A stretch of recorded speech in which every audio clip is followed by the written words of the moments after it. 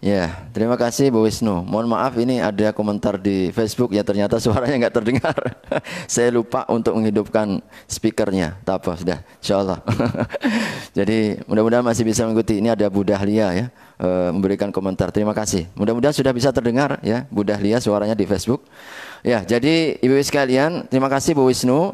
Jadi dalam ayat itu kita dapatkan apa? Kita dapatkan wala tatamannau ma faddalallahu ba'dahum ala ba'd.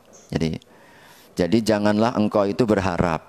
Jadi berharap itu rasa ingin, sebab ternyata keinginan kita itu yang akan menyiksa. Ingat, keinginan kita terhadap kelebihan yang Allah berikan kepada saudara kita, itulah yang menjadi penyebab siksaan batin kita. Maka hati-hati. Jadi karenanya Allah mengajarkan kepada kita, kalau terkait dengan nikmatnya orang lain, maka kau jangan minta. Jangan kau berharap miliknya orang lain. Sebab apa? Setiap orang itu diberikan oleh Allah, jadi menurut kadar dari usahanya. Itu kan ayat berikutnya. Karena dia mungkin sungguh-sungguh, Allah berilah dia. Karena kesungguhan itu, rezeki itu. Karena dia mungkin membuka banyak pintu, banyak jalan, akhirnya jalannya juga terbuka. Seperti itu. Jadi makanya setiap orang diberikan menurut usahanya. Di situ ya. Kelebihan yang diberikan tentu sesuai dengan usaha dan ikhtiar yang telah dilakukan oleh saudara kita itu. Allah ingatkan ini. Jadi bukan karena mungkin misalkan macam-macam, sehingga kita diajarkan di dalam ayat ini untuk positive thinking. Apa yang diberikan kepada saudara kita, maka kita positiflah. Sebab dia mendapatkan itu memang karena dia ada usahanya. Memang dia sungguh-sungguh. Nah, agar jangan sampai kemudian muncul pikiran, ini kalau sudah mulai kita melirik nikmat saudaranya, lalu kita lupa dengan hakikat ini, seringkali yang muncul apa? Suudzon, Allah mungkin juga ini, mungkin juga itu, dan seterusnya. Maka ibu-ibu sekalian, ini yang kemudian menjadi penyebab utama. Maka Allah kemudian lanjutkan bagaimana caranya terkait dengan nikmat yang mungkin ada pada diri orang lain, maka selalulah minta kepada Allah. Nah ini doanya, harapannya kepada Allah. Ucapkan, minta kepada Allah Subhanahu wa taala, ucapkan. Bahkan boleh apa yang kita inginkan yang belum tercapai, tulislah. Kita tulis, nggak apa-apa. Kalau dalam dunia pelatihan itu biasanya apa yang kita inginkan, apa yang menjadi cita-cita kita, coba tulis. Karena ternyata dengan menuliskan itu lebih mampu akan menguatkan harapan. Nah kalau kita ini kuat harapannya, prasangka, jadi prasangka baik kita kepada Allah Subhanahu wa taala. Seakan bahkan ibu sekalian, orang itu kalau ketika kita husnudzon kepada Allah, jadi apa yang belum diberikan itu seakan sudah diberikan. Saya begitu tuh ya. Jadi husnudzonnya itu apa yang belum diberikan, mungkin kita punya harapan. Masing-masing kita ya berharap macam-macam. Berharap ya Allah mungkin ya semua kita punya harapan ya masing-masing. Nah ini harapan itu ucapkan, tuliskan. Bahkan sampai pada titik di mana husnudzon kita belum lagi kita terima, ini seakan-akan sudah kita terima. Ini saking husnudzonnya kepada Allah Subhanahu wa taala, sehingga dia selalu bahagia meskipun belum dia dapat. Begitu. Jadi meskipun dia belum mendapatkan sesuatu itu. Jadi oleh karenanya ibu-ibu sekalian, ini tentu menjadi salah satu hal ya bagaimana kiranya agar kita tidak terjebak ya. Ini kadang-kadang kan keinginan berlebih ya yang bisa menyiksa batin kita, menjadi pintu dan celah setan untuk menggelincirkan kita kepada perilaku-perilaku buruk, prasangka buruk, negatif thinking, lalu akhirnya memfitnah, lalu akhirnya kemudian melakukan tindakan-tindakan konyol kalau boleh kita katakan seperti itu. Maka kita gantungkan harapan kepada Allah, ucapkan, tuliskan, bahkan bantu juga doakan orang itu. Nah ini kalau udah doakan ini luar biasa. Jadi sampai bisa mendoakan orang yang mendapatkan nikmat itu. Ini menunjukkan bersihnya hati, lapangnya hati. Kalaupun toh kadang-kadang kita merasakan ibu-ibu sekalian, para ulama itu katakan itu begitu. Kadang kita mendoakan itu masih belum sepenuh hati. Tidak apa-apa, kita paksa. Karena memang keikhlasan itu perlu kita latih. Orang positive thinking, jadi kita berlapang dada itu perlu latihan. Awalnya mungkin masih berat, sedikit kayak memaksa kita. Tidak apa-apa, nanti lama-lama terasa ringan. Mendoakan orang yang, Masya Allah, Bunda luar biasa. Mudah-mudahan anaknya jadi soleh-solihah. Mudah-mudahan anaknya sukses misalkan. Mudah-mudahan rezeki yang datang ini melimpah. Allah tambahkan, Allah berkahi. Mudah-mudahan kesehatan, Allah berikan kesehatan. Terus yang mengalir. Yang kadang-kadang memang awal-awalnya kadang-kadang ibu sekalian, karena sebagaimana para ulama katakan, sifat iri ini semua tidak ada yang selamat. Semuanya bisa mengalami itu. Cuma bedanya adalah mensikapinya, proses dia mampu mengendalikan. Nah ini perlu waktu, begitu ya. Makanya ketika kita ada sesuatu yang mungkin nikmat yang bisa membuat kita ini belum bisa merasakan itu, kadang-kadang sebabnya adalah suka masih melirik milik orang, begitu ya. Masih suka kita itu melihat nikmat orang lain. Nah padahal itu celahnya. Nah karenanya ketika kita baca ma asbahabi min ni'matin, lanjutkan Bu ya. Lanjutkan apa? Au bi ahadim min khalqika. Tuh. Jadi kan di situ bacaannya au bi ahadim min khalqika. Termasuk nikmat yang kau berikan kepada orang lain. Nah, Allah mengajak kepada kita merasakan nikmat orang lain. Jadi inilah namanya empati. Ibu sekalian, luar biasa. Jadi kapan itu ketika kita sudah mampu keluar ya, sampai bisa merasakan nikmatnya saudara kita, itulah kebahagiaan sejati kita dapatkan. Orang bersih hati, betul-betul lapang kita. Jadi sehingga apa? Betul-betul kita bahagia. Bahagianya itu betul-betul bahagia. Nggak ada lagi yang bisa mampu untuk membuat dia jadi susah. Ngelihat dirinya penuh dengan kebaikan, ngelihat orang juga bahagia. Makanya kata orang itu, ibu-ibu sekalian, cobalah kita lihat dengan kacamata lebah. Begitu kan? Kita ini yang harus kita pakai itu mata lebah. Sebab mata lebah itu selalu mencari yang baik-baik. Selalu mencari yang manis-manis. Selalu mencari yang indah-indah. Yang dicari itu sekuntum bunga. Yang diambilnya pun saripati yang baik-baiknya. Makanya itu selalu menjadi sebuah simbol. Kalau kita ingin bahagia, ya, sampai kepada orang lain. Di sini syaratnya tadi itu ya. Au bi ahadim min khalqika. Perhatikan ibu ketika kita baca ini. Jadi redaksinya au bi ahadim min khalqika, ingat rasakan kebahagiaan orang lain. Bawa kebahagiaan kita itu untuk mampu meraba kebahagiaan orang. Jadi pas keluar tengok ada saudaranya, Masya Allah pakai mobil, Alhamdulillah bahagianya, walaupun saya masih pakai mungkin sepeda motor kan begitu kan. Turut mendoakan. Jadi insya Allah. Jadi ternyata kebahagiaan kita terhadap nikmat orang lain ini seperti magnet. Nanti kita pun akan Allah berikan. Karena saat kita mendoakan, kita dapat doanya malah malaikat. Begitu. Malaikat mendoakan kita. Saat itulah kemudian Allah bagikan kepada kita. Jadi ternyata ini resep yang luar biasa. Doa minta kepada Allah. Jadi gantungkan harapan begitu besar. Ucapkan, bahkan mungkin tuliskan. Agar kita bisa merasakan nikmat itu, doakan saudara kita. Maka insya Allah kita akan terhindar dari penyakit-penyakit hati. Selebihnya ibu sekalian, husnudzan. Dah. Jadi kalau misalkan nikmat yang kita harapkan itu belum juga kunjung datang, tidak ada lain kecuali husnudzan kepada Allah Subhanahu wa Ta'ala. Jangan buruk sangka, sebab ini yang menjadi virusnya hati, agar kita tidak redha, agar kita kemudian berprasangka buruk. Jadi maka selalu berhusnudzon kepada Allah Subhanahu wa Ta'ala. Husnudzon yang sangat luar biasa Allah gambarkan itu.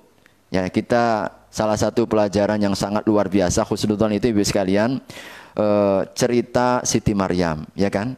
Cerita Siti Maryam. Jadi kadang-kadang orang kita ini kan mendapatkan pahitnya kehidupan, beratnya kita menjalani ujian-ujian dalam hidup ini, seringkali kadang-kadang membuat kita susahnya itu luar biasa. Maka coba seperti keadaan Siti Maryam itu kan, beliau dalam ungkapannya, kalau kita baca dalam surat Maryam itu, ya laitani mittu qabla hadza wa kuntu nasyam mansya. Cobalah ya Allah, andai kata aku mati sebelum ini. Karena apa? Aib. Dia kan hamil nggak ada suami, ya kan? Mengandung nggak ada pasangannya. Aibnya luar biasa sampai beliau itu saking semacam stresnya begitu ya. Jadi stresnya begitu beratnya, beliau berharap kalau bisa aku matilah sebelum ini daripada aib yang aku tanggung ini. Tapi ibu sekalian, makanya kita katakan husnudzulah kepada Allah. Siti Maryam tidak tahu. Ternyata yang dikandung adalah seorang nabi. Ya kan? Andai kata belum sebelumnya sudah dikasih tahu, itu yang kau kandung nanti akan menjadi seorang nabi, mungkin dia tidak akan seperti itu. Tapi karena nggak tahu kan? Jadi, nah disinilah kemudian kita selalulah sepahit apapun, seberat apapun ujian yang kita alami, yakinlah bahwasanya Allah menyiapkan sesuatu yang luar biasa. Seperti keadaannya, siapa sangka kalau kemudian Siti Maryam, dia tidak mengira kalau yang dikandungnya itu adalah seorang nabi. Dan baru kemudian tampak hikmahnya itu saat apa? Saat lahir. Ya kan? Allah muliakan. Nah itulah kadang-kadang kita ini tidak tahunya, karenanya selalu kalau kita melihat sesuatu yang sesuatu dalam kehidupan ini, ibu sekalian, mesti harus kita berhusnudzon kepada Allah Subhanahu wa taala. Keadaan kita ini dalam hidup ya, keadaan kita dalam hidup ini sama seperti keadaan anak kecil. Ibu-ibu, kita kalau punya anak kecil kan, jadi anak kecil ketika mulai berjalan ya, kita kan selalu kadang kita cegah. Jadi kadang kita kemudian pegang tangannya, kadang kita halangi. Karena apa? Kita yang tahu. Sebab anak kecil itu, jadi anak kecil itu tidak tahu kalau itu mungkin akan membahayakannya. Kalau itu bisa mungkin mengancam kehidupannya. Bahwa ini akan membawa kepada mungkin bisa luka dan lain sebagainya. Tapi anak kecil kadang-kadang kan marah kan ketika misalkan mama ini megang-megang terus begitu ya, nggak memberikan, tidak membebaskan kami. Padahal kita tahu. Nah begitulah kita ya sebenarnya, ibu sekalian, keadaan kita ini sama seperti anak kecil yang nggak tahu itu. Maka cukuplah serahkan kepada Allah Subhanahu wa taala, ridha. Ya, ridha. Jadi mudah-mudahan kita dengan cara seperti itu betul-betul menerima nikmat, apakah mungkin yang sudah jelas-jelas ada di hadapan kita, maupun juga yang belum kita dapatkan. Kita tetap bahagia, kita tetap ridha. Jadi ada seorang ulama ibu sekalian memberikan sebuah ciri ya. Kita jam berapa ini? Sudah hampir jam 11 ya. Jadi memberikan ada 4 ciri. Kita ini ridha atau enggak itu. Jadi saya ini sudah ridha atau belum? Nanti insya Allah di bahasan raditu billahi robba kita angkat kembali ya. Jadi orang itu dianggap ridha atau gambaran orang ridha kepada Allah itu kalau dia mendapatkan atau ada dalam dirinya 4 ini. Yang pertama, ibu sekalian, dia punya sifat qanaah. Ya. Jadi orang ridha itu, kita ini ridha kepada Allah, betul-betul husnudzan kepada Allah. Ini ungkapan seorang ulama ketika ditanya, kapan saya dianggap husnudzan kepada Allah Subhanahu wa taala? Kalau engkau itu ridha, jadi kepadanya. Dan ridha itu pertama ketika kita punya qanaah. Dah berapapun diberi, insya Allah kita lapang hati, kita menerima. Itu ridha ya. Jadi berapapun yang diberikan, kita tetap ridha kepada Allah Subhanahu wa taala. Termasuk juga kalau misalkan kita dihalangi, kita tetap ridha. Jadi diberi ridha, kalau kita pun belum dikasihkan tetap juga ridha. Yang kedua, kalau kita dihalangi tetap kita ridha, tetap kita bahagia, tetap kita husnudzan kepada Allah Subhanahu wa taala.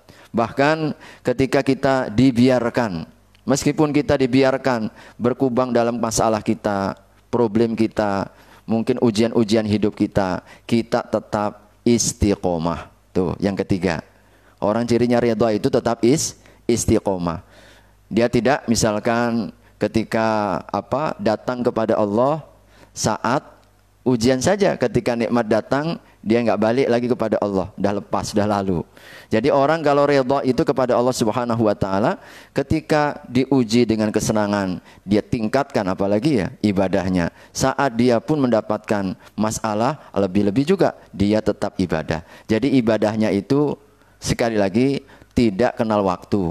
Jadi ada orang yang saat senang ibadahnya mantap, tapi saat diuji dengan masalah nggak mau datang. Kan begitu kan? Ada juga yang sebaliknya. Saat diuji dia datang kepada Allah, saat ujian dihilangkan dia nggak sadar. Ada yang begitu. Nah, yang istiqomah itu apa? Lapang sempit, jadi susah senang tetap ibadah. Karena sesungguhnya ibadah itu nggak ada ngaruhnya. Ya. Artinya ibadah itu bukan karena rezeki. Ya ibu-ibu sekalian. Maka ini satu pelajaran bagi kita ya. Ibadah itu bukan karena rezeki. Jadi sebab apa? Binatang itu ya. Ini pelajaran yang indah disampaikan oleh para ulama. Jadi binatang itu nggak pernah ibadah, rezekinya lancar saja, ya kan? Nggak seperti ibadah kita. Untuk memberikan penguat, kata ulama itu mengatakan untuk menegaskan kepada kita bahwasanya janganlah sampai kita dan jangan sampai menjadi ukuran bahwa ibadah kita ini tergantung rezeki kita. Jadi kata patah ada uang abangku sayang begitu ya. Jadi kalau ada rezekinya kita baru datang kepada Allah. Ya giliran kita kemudian rezeki kita disempitkan, kita kemudian marah-marah kepada Allah Subhanahu Wa Taala. Ini bukan orang yang ridha. Jadi sekalian apa tadi? Pertama kita qanaah. Cirinya orang ridha itu qanaah dengan apa yang diberi seberapapun. Kalau dihalangi dia tetap juga ridha kepada Allah Subhanahu wa taala. Yang ketiga, dia tetap istiqomah meskipun apa yang diharapkan itu belum dikabulkan oleh Allah Subhanahu wa taala. Dan jikalau dipanggil oleh Allah, tetap dia datang. Dipanggil oleh Allah untuk ibadah, untuk taat, untuk kebaikan, dia tidak menangguh-nangguhkan. Ini ciri orang yang ridha kepada Allah Subhanahu wa taala. Baik, ibu sekalian, jadi mudah-mudahan ma asbaha bi min ni'matin au bi ahadim min khalqika. Ingat, nikmat yang kita rasakan, lalu kita dibawa kemana? Rasakan juga nikmat saudara kita.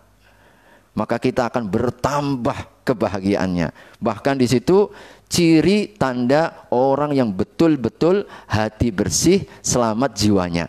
Ketika mampu merasakan kebahagiaan saudaranya. Maka ingat saat kita membaca au bi ahadim min khalqika, belajarlah merasakan kebahagiaan saudara kita. Maka jangan sampai kita setiap hari sudah mengatakan au bi ahadim min khalqika. Keluar dari rumah cemberut dengan nikmat saudaranya. Begitu. Jadi kita ketemu saudara kita iri dengan nikmat saudaranya. Padahal sudah au bi ahadim min khalqika, lupa karena dia tidak merenungkan bahwasanya bacaan itu sesungguhnya mengajak kita untuk merasakan nikmat saudara kita, bukan saja saudara nikmat kita saja begitu.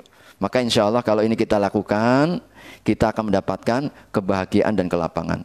Maka kemudian kita tegaskan di dalam bacaan itu tadi, faminka wahdaka la syarikalak.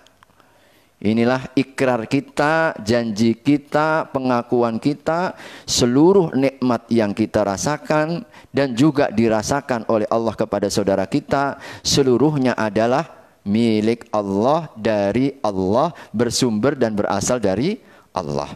Maka ibu-ibu sekalian, kalau kita menyadari ini, tidak ada iri. Sekali lagi, iri Allah akan lenyapkan. Tidak ada iri. Jadi, makanya para ulama itu mengatakan apa? Bagaimana aku iri kepada saudaraku? Bagaimana kemudian aku marah terhadap saudaraku? Sedang kita ini sadar dan tahu bahwasanya itu pemberian Allah. Nggak bisa iri. Sebab kalau kita iri maknanya apa? Kita marah kepada Allah. Makanya orang yang iri itu salah satunya apa? Masalah dalam akidah. Tuh, bukan saja sekedar iri, Bu ya. Masalah dalam akidah itu masalah. Kenapa? Dia seakan mempertanyakan Allah Subhanahu wa taala, kenapa engkau beri dia? Nah, di sini kita diingatkan, dikuatkan lagi, disadarkan. Jadi, au bi ahadim min khalqika faminka wahdaka. Seluruhnya milikmu ya Allah, seluruhnya adalah anugerahmu, seluruhnya adalah keluasan daripada nikmat-nikmatmu. Maka aku bersyukur dan aku tidak akan pernah iri terhadap saudara-saudaraku. Jadi bahkan kalau bisa dukung, doakan, sokong dia, Masya Allah. Kalau ada saudara kita punya kelebihan, bergembiralah, berbahagialah. Ucapkan dengan doa, doakan dia. Subhanallah. Au bi ahadim min khalqika faminka wahdaka. Nah, penutupnya Kita jadi hampir pertama ini suasana menghadirkan dan menguatkan ya. Jadi kesyukuran kita, nikmat-nikmat kita kepada Allah Subhanahu wa taala, dan di penutupnya di sini fokusnya falakal hamdu walakas syukru. Maka ya Allah, bagimu semata. Ibu-ibu sekalian, ketika kita mengucapkan lakal hamdi itu diucapkan dengan apa? Didahulukan. Itu untuk menunjukkan penekanan. Ya Allah, bagimu semata, tidak ada yang lain. Segala puji bagimu semata, walakas syukru, segala kesyukuran. Maka hati akan ikhlas, lapang, bersih. Kita pagi-pagi itu melihat dunia, melihat masa depan, melihat apa yang kita jalankan penuh dengan optimisme. Dan ini kekuatan yang luar biasa, dahsyatnya ada dalam diri kita, dalam ucapan zikir-zikir kita. Makanya Nabi SAW katakan, kalau kita betul-betul menghadirkan bacaan ini, benar-benar kita dicatat oleh Allah telah mensyukuri hari kita itu.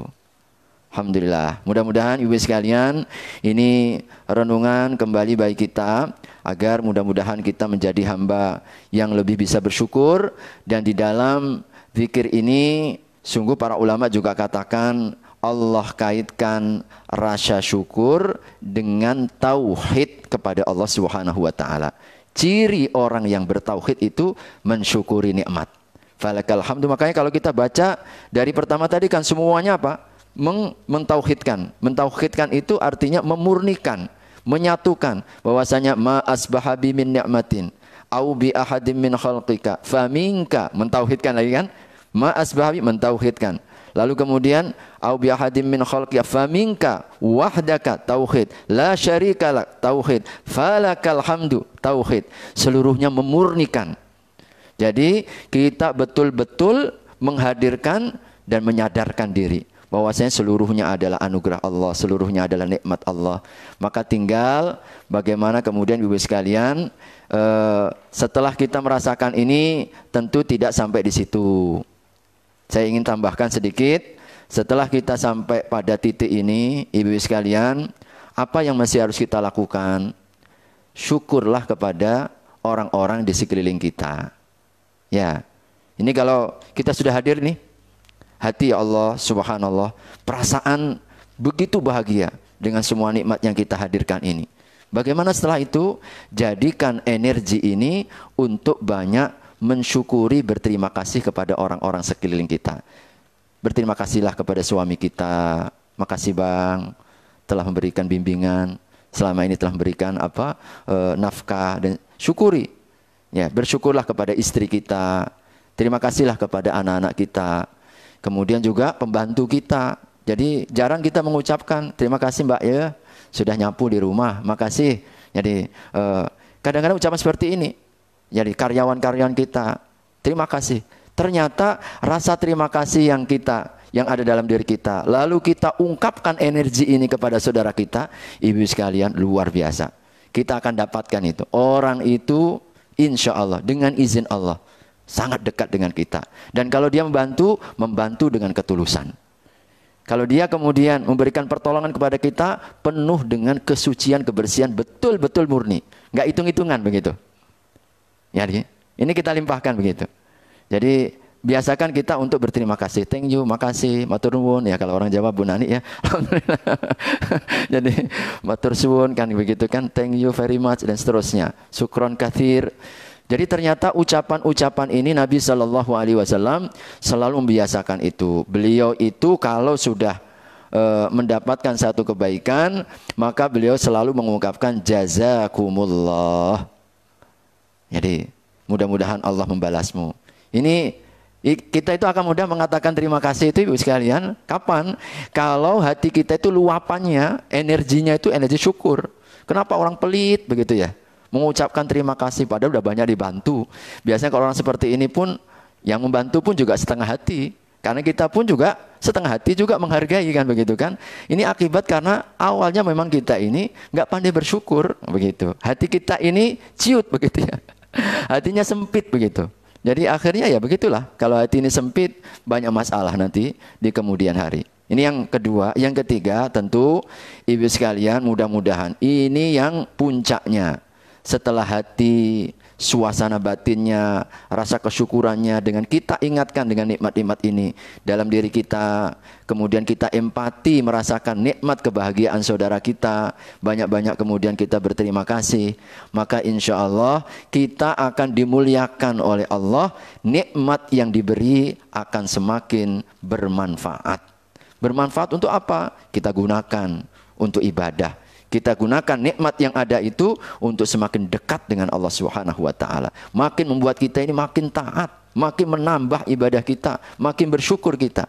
Ini puncaknya kan begitu kan? Orang yang bersyukur paling tinggi, orang bersyukur itu tidak hanya cukup alhamdulillah. Kalau dia tidak bersyukur kepada saudara kita.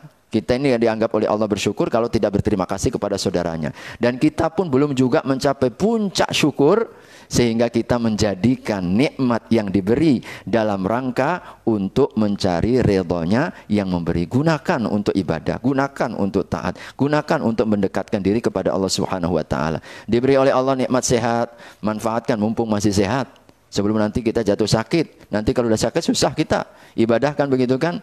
Kita diberi nikmat oleh Allah Subhanahu wa taala harta. Gunakan harta itu sebaik mungkin dalam rangka untuk mendekatkan diri kepada Allah. Nanti kalau kita bangkrut, jatuh miskin, kita nggak bisa berbuat apa-apa. Jadi mumpung kita masih segar, masih muda, ya, masih ada waktu luang, nah begitu. Ini semuanya kata Nabi kan, luang adalah kesempatan. Sehat kesempatan, sakit ya apa, muda kesempatan, hidup kesempatan, ya, kaya kesempatan. Nabi sebut itu semua agar kita bisa mengoptimalkan. Insya Allah mudah-mudahan ini menjadi sebuah renungan bagi kita dan tadabbur bisa kita hadirkan, kita coba terus ya coba hidupkan ya dalam hati ketika kita membaca doa-doa ini. Allahumma ma asbaha bi min ni'matin au bi ahadim min khalqika faminka wahdaka la syarika lak falakal hamdu walakas syukur. Mudah-mudahan ada manfaatnya. Saya beri langsung kesempatan kalau ada yang ingin menambahkan atau bertanya, kita maksimalkan sampai 11:30 lah insyaallah, karena tadi kita mulai hampir 10 lewatnya. Silahkan yang ingin boleh langsung bertanya dan menghidupkan speakernya ya. Ini Masya Allah ada dari Malaysia ini ya, nomor Malaysia ini. Ada Bu Nani, alhamdulillah bergabung. Bu Rita tadi gabung juga ya. Baik, silakan Bu Wisnu. Salam. Sehat Bu Nani ya. Silakan Bu Wisnu.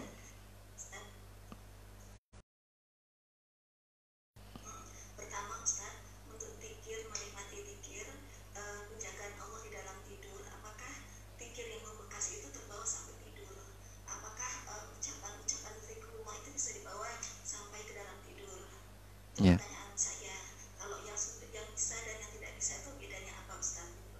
Apa yang terakhir? Kalau yang apa Bu? Ya, yang tadi yang nggak boleh itu?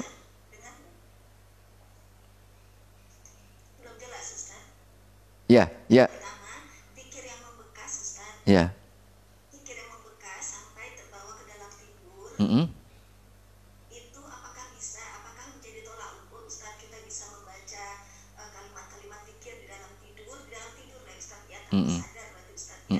Apakah itu menunjukkan kalau kita itu benar dijaga Allah? Baik. Kita tidak mampu, itu apakah pikirnya menjadi tolak ukur? Oke, baik. Dan yang kedua, Ustaz, iri yang dibolehkan itu kan terhadap orang berilmu dan beramal soleh. Ya. Apakah dari iri tersebut bisa menimbulkan kejahatan juga, Ustaz? Iri yang dibolehkan tadi, Ustaz. Baik. Terima kasih. Pertama, jadi memang ketika orang sering menyebut, jadi seringnya orang berzikir sehingga kadang-kadang mudah terbawa dalam alam bawah sadar. Ya, terbawa dalam alam bawah sadar. Dan ya kalau kemudian sampai terbawa dalam tidur, kemudian sampai mungkin berucap-ucap dalam mimpi-mimpinya, maka mudah-mudahan ini pertanda kebaikan. Jadi kebaikan baik kita artinya sampai di alam bawah sadar kita itu dalam kebaikan. Sebab ya para ulama itu mengatakan kita ini akan melakukan dan mengucapkan sesuatu yang kita biasakan. Maka mengapa selama hidup kita diperintahkan untuk banyak-banyak menyebut asma Allah, agar saat kita sakaratul maut yang paling memberi manfaat itu adalah yang sering kita ucapkan. Kalau ucapannya ada yang baik-baik, kalimat-kalimat thayyibah, mudah-mudahan saat di bawah alam bawah sadar, situlah kesempatan terakhir setan untuk mengganggu kita, sehingga membawa kita agar su'ul khotimah. Maka disitulah manfaatnya zikir itu sendiri. Kalau kita ini biasakan dengan kebaikan, insya Allah. Nah kalau misalkan belum sampai terbawa dalam tidur, apakah maknanya ini sebagai sebuah ukuran bahwa bahwa kita zikirnya tidak diterima? Tidak juga. Jadi itu bukan juga menjadi sebuah ukuran. Jadi kadang-kadang kita bersyukur begini Bu ya, dalam mimpi misalkan, kita ini kan tidak sadar ya, kita kan bisa rasakan itu. Tetapi ini sekedar sebagai sebuah semacam mungkin koreksi diri kita ya. Kalau kita dalam mimpi kadang-kadang kan mengalami sesuatu yang nggak menyenangkan, kita bisa membaca bacaan begitu. Baca ayat kursi kadang, baca ayat macam-macam. Kita baca istirja, kita mungkin melakukan perlawanan dengan yang nggak nyaman, itu kadang-kadang seperti itu. Maka mudah-mudahan pertanda baik juga ini, bahwa di alam tidak sadar kita yang kita ucapkan, roh kita itu karena terbiasa dengan kalimat-kalimat thayyibah, saat kita mengalami hal-hal yang tidak menyenangkan pun yang keluar juga yang baik-baik.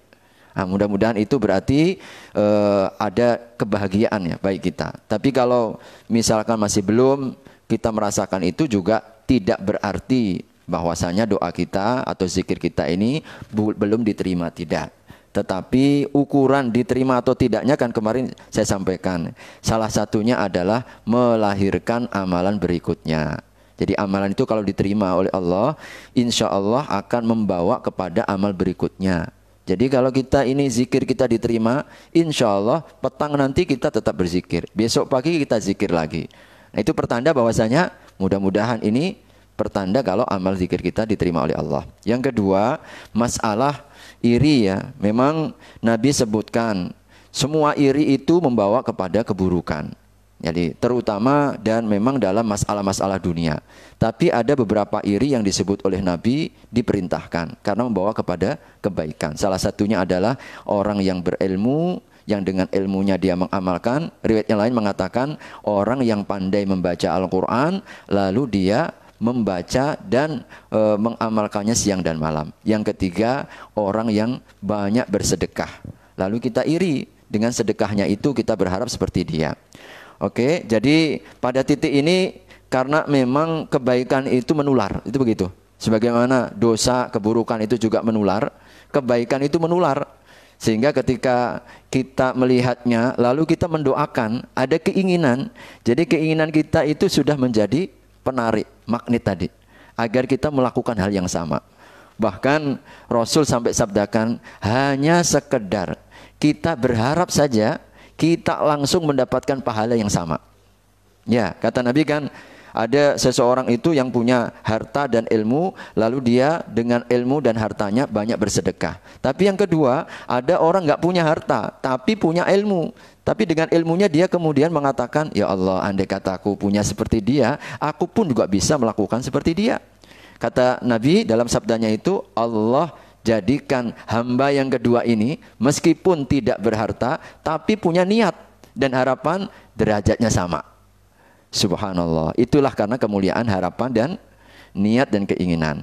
Nah memang kita harus kemudian berhati-hati, karena memang setan ini sekali lagi halus. Jadi halus sekali.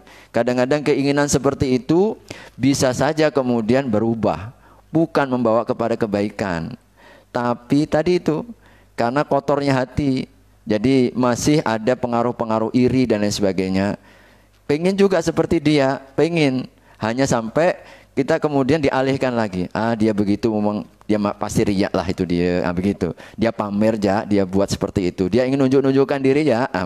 Jadi ini sesungguhnya ya ada keinginan, cuma kemudian keinginan itu langsung tertutup ya. Oleh apa? Oleh prasangka buruknya.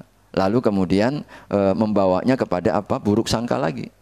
Nah, memang harus berhati-hati karenanya kalau kemudian intinya ibu sekalian, saat ada kelebihan saudara kita, kita dianjurkan untuk bisa berharap. Untuk apa? Agar kita tertarik dan kita melakukan hal yang sama. Jadi yang kedua, ungkapkan. Jadi ungkapkan. Sebab mengungkapkan, misalkan kita dengan WA, Masya Allah Bunda, Tabarakallah, mudah-mudahan anaknya soleh-solihah misalkan, mudah-mudahan rezekinya dimurahkan oleh Allah, mudah-mudahan badannya disehatkan, mudah-mudahan itu kita sampaikan untuk apa? Mengikis. Kadang-kadang kita perlu membiasakan. Itulah saya katakan lagi, perlu kita paksa sedikit, ya, begitu. Ya, wallahu alam bishawab. Baik, dipersilahkan kalau ada yang menambahkan.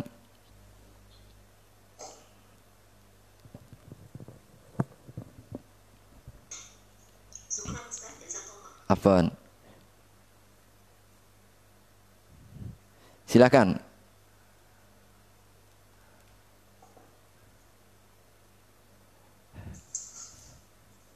Bu Nani, ini kayak mau tanya. Silakan Bu Nani. Assalamualaikum warahmatullahi wabarakatuh.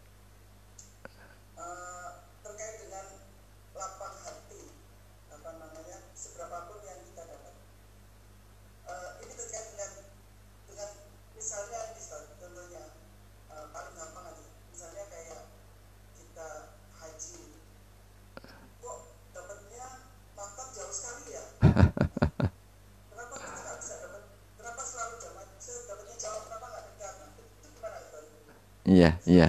Apakah itu terkait dengan ketidakridhoan kita? Sebenarnya kan bukan masalah kita tidak ini dengan yang dengan kalau kembali lagi, oh itu sudah takdir. Nah, mestinya kan kita tidak bikin dilarikannya ke sana. Padahal saya bukan itu sebenarnya, karena kalau menurut saya karena panitia saja yang tidak bisa menghadirkan yang lebih baik. Iya, iya. Baik, terima kasih Bu Nani. Ya, memang ketika kita mendapatkan ya sesuatu yang tidak sesuai dengan harapan, ya, itu masalah ya. Dan ini sesungguhnya ujian bagi kita, apapun ya. Makanya mestinya ketika kita mendapatkan, apakah mungkin ini maktabnya kok jauh misalnya. Jadi ini tentu kita harus mengembalikannya agar setiap apa yang terjadi sekecil apapun, yakinlah tidak keluar daripada izin Allah Subhanahu wa taala. Ya, memang kalau kemudian pada saat perasaan mungkin kekecewaan, lalu kemudian ditambah lagi mungkin kita mengetahui ya tentang saudara kita atau mungkin pemerintah dan lain sebagainya, seringkali ketidakpuasan itu yang lebih banyak membawa kepada ya sikap-sikap ya. Sikap-sikap yang bisa membuat hati kita makin sempit. Lalu kita kemudian tidak merasa menikmati, sudahlah kita dapat maktab jauh, lalu hati pun tidak senang begitu. Jadi berlipat-lipat begitu. Nah, artinya bahwasanya tidak ada satupun yang terjadi apapun. Sampaikan Allah katakan daun yang terjatuh pun tidak lepas. Begitupun juga ketika kita mendapatkan takdir, misalkan hotelnya jauh, maktabnya kok tidak dekat dan seterusnya. Ini adalah episode yang memang kita menjadi ujian kita. Memang tidak ada lain kecuali yang pertama, sekali lagi tidak ada satupun yang kita atau yang terjadi kecuali di sana ada hikmah.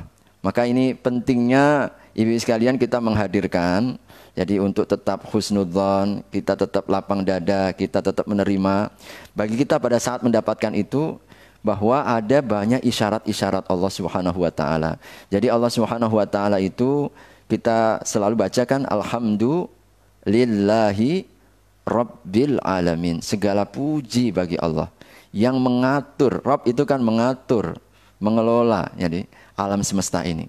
Jadi semua pengaturan tidak lepas daripada pujian kepada Allah Subhanahu wa taala. Termasuk misalkan kasusnya saat kita mendapatkan hotel maktab yang jauh misalkan. Kita sudah bayar banyak 35 juta. Apalagi kalau kemudian biasanya lebih parah lagi Bapak sekalian membanding-bandingkan. Ini memang seringnya itu ya.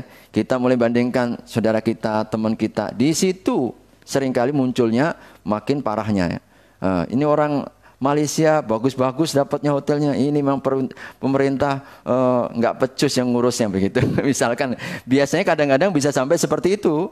Jadi awalnya karena kita mungkin fokus dengan apa yang kita terima, lalu kemudian tengok bandingkan dengan milik saudaranya, makinlah kita bertambah. Maka pada saat itu kita harus mesti, kenapa Allah sibukkan dengan ini semuanya tidak lepas dari aturan Allah, takdirnya Allah. Allah hendak memberikan isyarat-isyarat ya kepada kita. Sama tadi seperti yang tadi saya gambarkan, seperti anak kecil. Jadi anak kecil ketika kita sebagai orang tua yang sedikit diberikan oleh Allah pengalaman dan juga pengetahuan, tentu sering-sering menegur, kadang kita pegang, kadang kita alihkan, kadang meskipun itu membuat anak kita jadi nangis. Mungkin perasaan anak kita marah, sedih dan lain sebagainya. Tapi menurut kita itu yang kebaikan. Begitulah kita posisinya. Kita ini ibarat anak kecil. Maka tinggal bagaimana kemudian kita sibukkan apa di balik ini. Bagaimana hikmahnya. Maka ibu-ibu sekalian, jangan lihat dengan mata zahir. Jadi segala sesuatu apa yang kita terima itu pandangilah dengan mata hati. Apa? Melihat dengan rohani. Maka insya Allah kita itu akan mudah menangkap. Nah selama ini itu tadi saya katakan kita seringkali memandangnya pakai kacamata hitam. Jadi hati itu kok seperti itu ya. Kalau kita ini memandang dengan kacamata hitam, seakan di semua yang kita pandang hitam semuanya. Kan begitu. Semuanya hitam semua. Tapi kalau kita ini pandang pakai kacamata bersih, jernih, semuanya terang. Ya kan? Nah begitulah ketika kita ini hanya memandang dengan kacamata mata kita ini mudah untuk terkelabui, begitu. Mata kita mudah terkecoh. Tapi kalau kita menggunakan mata hati, hati itu selalu bersih. Nah, hati itu bening. Maka kita melihatnya dengan kacamata yang berbeda. Jadi sangat berbeda sekali. Maka ibu-ibu sekalian, contoh misalkan lah ya. Ini mungkin ada dua versi kan. Kalau kita mendengar berita misalkan ada seorang ibu memecahkan tangan anaknya. Mungkin kita akan mengatakan jahat betul ini, kurang ajar betul, masa anaknya tangannya kok sampai dilukai sendiri. Ini ibu palsu kali. Mungkin kita negatif thinking seperti itu ketika mendengar satu sisi. Tapi kalau kemudian kita mendengar dengan berita yang utuh, oh kenapa kok sampai seperti itu? Tadi si anak itu kalau enggak kemudian diseret tangannya, diambil, dia ketabrak mobil, dia pasti akan mati. Bukan saja tangannya mungkin terluka, tergores sampai mungkin mengalami pecah misalkan begitu, tetapi dia bisa mati. Orang yang mendengar dari sisi ini akan mengatakan, ibu yang sangat hebat ini. Memang ibu yang sesungguhnya menyelamatkan anaknya. Padahal sama-sama kan kasusnya, cuma karena berbeda kita menangkapnya. Jadi begitulah ya kita dalam hidup ini, coba kita manfaatkan, mensikapi apapun terutama ya saat kita melihat sesuatu yang nggak menyenangkan. Jadi padahal di situ nikmat, kita akan tetap bisa tersenyum, kita akan tetap bisa merasakan itu adalah sebuah nikmat meskipun dalam ujian, dalam masalah. Ketika kapan itu? Saat kita memberdayakan mata hati. Nah itu masalahnya. Jadi mata hati. Jadi tidak hanya dengan mata kepala kita. Insya Allah kita akan bisa menangkap ilham. Kita bisa menangkap banyak hikmah di sana. Ya masalahnya ibu-ibu sekalian, kita ini hati kita ini gimana? Jadi jangan sampai hati kita ini kotor juga begitu, itu masalahnya kan? Nah ini diperlukan diperlukan ya, usaha-usaha. Mudah-mudahan nanti di lain kesempatan kita bagaimana agar saat menangkap satu masalah ini kita bisa menangkapnya dan melihatnya dengan kacamata hati yang bening. Jadi sehingga akhirnya bukannya kita kemudian itu sebagai sebuah masalah, bahkan orang akan mengatakan ini adalah sebagai sebuah kenikmatan. Makanya ibu-ibu sekalian, ada sebuah orang itu mengatakan begini, ini kalau mandang dari kacamata hati yang bersih Bu ya. Jadi ada seorang ahli ibadah ya, orang ahli ibadah ini tampak begitu riang, padahal hidupnya itu susah betul. Banyak ujian ya, menghadapinya. Jadi sehingga akhirnya dia kemudian ada orang mengatakan, wahai Syekh, mengapa engkau tampak begitu riangnya? Padahal aku melihatmu ini banyak masalah, banyak ujian yang ada dalam kehidupanmu. Maka beliau kemudian mengatakan, wahai saudaraku, bagaimana aku akan bersedih ya dengan apa yang aku alami ya. Jadi yang dalam yang kemudian dia mengatakan sementara urusanku itu ada di tangannya. Jadi bagaimana bisa aku sedih ya dalam pandangan Allah. Jadi bagaimana aku dapat bersedih dalam pandangan Allah sebab semua urusanku itu ada di tangannya. Urusan kita bukan di urusan kita. Maka orang itu tetap riang ternyata. Sebabnya dari mana? Sebab dia melihat apa yang di sisi Allah. Jadi bagaimana aku bisa sedih? Sedang semua urusanku itu di tangan Allah. Dan Allah itu tidak akan pernah menzolimi seorang hamba. Selalu kebaikan yang ada pada sisi Allah. Itu yang membuatnya dia ternyata bisa selalu riang, ya, bergembira, ya, termasuk mungkin sesuatu persoalan yang dia hadapi. Begitu ya, wallahu alam. Ya, Bu Nani.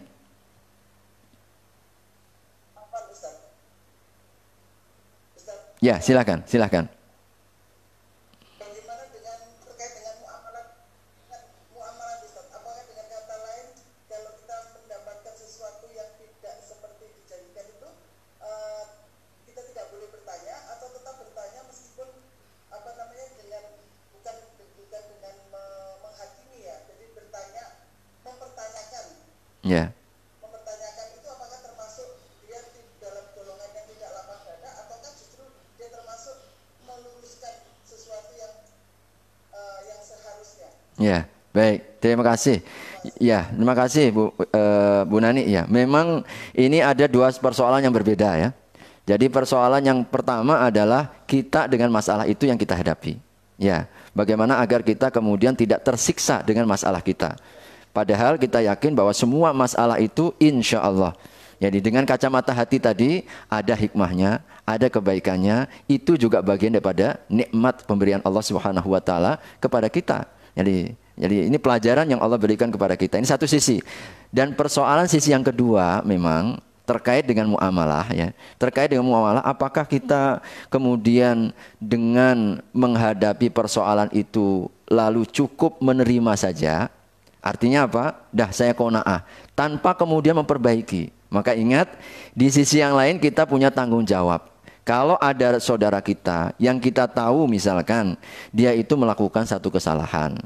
Jadi ada hal yang tidak beres dia lakukan. Jadi memang saat pertama kita redha. Kita berusaha untuk menghadirkan husnudzon kepada Allah. Memang ini takdir yang harus kita alami, ujian yang harus kita hadapi, dan tidak akan tetap kita riang begitu. Tapi sisi yang lain, kita pun punya tanggung jawab yang sama. Jadi Bibi sekalian, kalau awalnya ini tadinya, hatinya ini sudah ada keridhaan, tetap bahagia dengan apa yang dialami, ini modal pertama. Untuk apa? Untuk ketika dia mensikapi saudaranya itu, tidak serta-merta dengan menghakimi.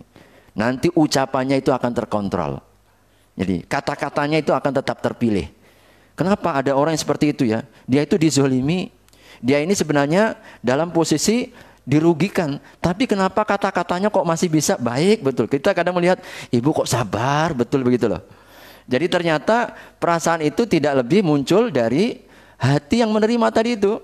Jadi ketika dia merasakan bahwasanya ini adalah nikmat Allah, ini adalah pemberian Allah, ini sesungguhnya adalah masalah di balik ini ada kenikmatan yang Allah tidak berikan kepada kita, dia tetap ridha.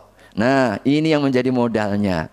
Sehingga ketika dia melakukan mengingkari atau kemudian meluruskan, Bunda, Bapak, mohon maaf ya sebelumnya. Dia bisa sampai sesabar itu, kata-katanya tetap terkendali. Ini adalah karena dia merasakan itu bagian dari ujian Allah. Orang yang bersabar meningkat itu. Jadi saya kira itu tetap Bu Nani, saya sepakat harus kita luruskan. Agar apa? Jangan sampai ada orang lain nanti mengalami yang sama. Nah, begitulah ya, kalau orang pun kemudian dinasihati lalu kemudian mendapatkan teguran dari saudaranya. Kalau hatinya bersih tadi itu ya, teguran itu juga ujian bagi kita, begitu. Ketika kita ditegur, ingat tidak ada satu pun terjadi, tidak ada yang menggerakkan. Kita yakin ibu sekalian, termasuk ketika ibu mendengar apa yang saya ucapkan ini, seluruhnya adalah izin Allah. Kenapa kita kemudian dikumpulkan bersama? Semuanya atas izin Allah. Termasuk ketika kita mendapati hari ini saya mendapatkan WA, SMS atau mungkin apa statusnya. Kok seperti ini dari saudara kita? Ini episode. Tidak ada sesuatu yang kebetulan. Seluruhnya atas izin Allah Subhanahu wa taala. Maka ketika itu langsung kita menerimanya penuh dengan lapang dada. Bahkan terima kasih Bunda yang telah meluruskan saya. Terima kasih Ibu yang saya mungkin tadi nggak ingat ini. Kalau nggak Ibu sadarkan. Orang ini akan dapat merasakan itu ketika apa? Dia merasakan bahwasanya apa yang dia alami ini juga bagian dari sesuatu pemberian Allah kepada kita. Ya mudah-mudahan lah. Memang paling sulit itu menata hati Bu ya. Kita pun juga semuanya belajar. Sama juga kita semuanya sama-sama belajar. Dan mudah-mudahan insya Allah dengan zikir-zikir seperti ini membantu lah. Ini semacam perangkat-perangkatnya. Jadi alat-alatnya untuk membantu kita agar hati ternyata Masya Allah dengan doa yang sederhana ini membawa kita kepada kelapangan, kebahagiaan, ketenangan, bahkan juga nanti imunitas. Wallahu a'lam bishawab. Ini ada Uni mau gabung terakhir kali ya Uni ya? Ya, terakhir Uni ini, terakhir. Ya. Untuk Uni ada waktu ini.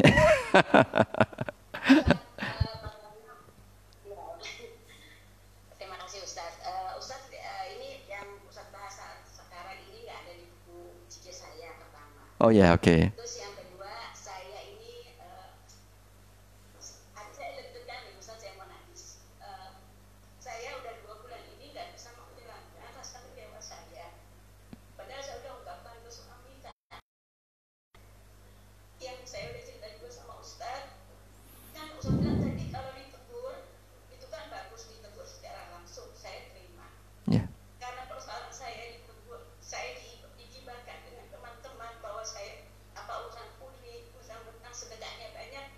Itu yang membuat saya kecewa karena saya menganggap teman-teman saya itu baik-baik, soleh-solehah. Yang membuat saya kecewa sampai sekarang, saya tidak bisa menerima. Kenapa ya Ustaz? Ya.